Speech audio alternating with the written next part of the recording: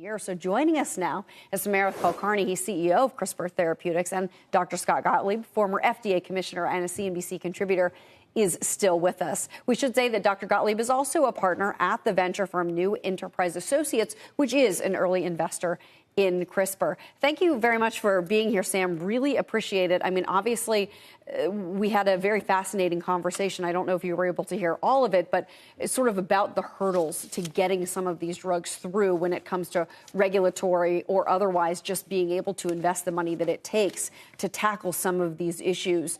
Where are we right now with your company, with CRISPR, when it comes to tackling rare diseases? Yeah, thank you for having me, and it's great that you're recognizing World Rare Disease Day. In the last segment, the speaker was mentioning that there are 7,000 rare diseases, and what's disheartening is, 80 to 90% of those rare diseases do not have a good treatment available for those patients. And this is where technologies like CRISPR come in. We've had a great year, the last great 12 months, because we had a drug approved for sickle cell disease and thalassemia, two of the more well-known rare diseases, with our partner Vertex. But that's just the start. What we have with the CRISPR technology is a programmable and scalable platform which can apply to many rare diseases and not just provide a treatment, but provide a transformative treatment for these rare diseases.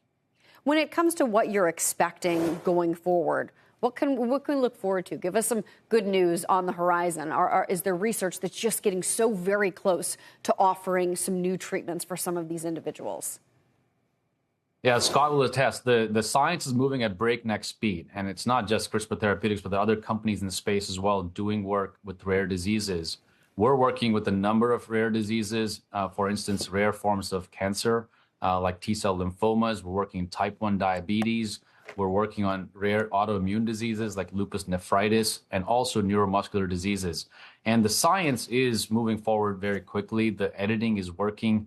We're able to take this CRISPR tool and apply it to a specific location of the genome and make a precise edit that fundamentally fixes the disease. And that's very exciting to see. Of course, there are some challenges, such as delivering it to the right organs. If you only want to edit the liver or only want to edit the brain, we're trying to optimize the delivery solutions. But the signs are very encouraging across all these therapeutic areas. Yeah, just to build on that, I started working at FDA back in 2000 as a senior advisor to the commissioner, and it was just when monoclonal antibodies were becoming therapeutics, getting approved, and they were usually used in sort of third line in treatment of cancer where there was no other available therapy. If you would have come to me at that point in time and said, one day we'll be using monoclonal antibodies to treat high cholesterol, I would have looked at you like you were crazy because there's so much complexity involved in those platforms.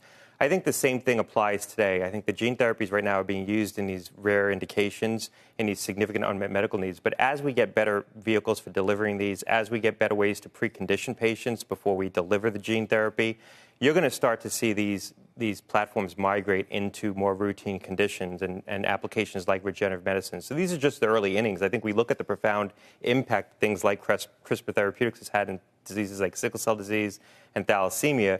I think you're going to see these kinds of platforms, these modalities be used in a wider range of diseases, not just rare diseases, but more common ailments as well.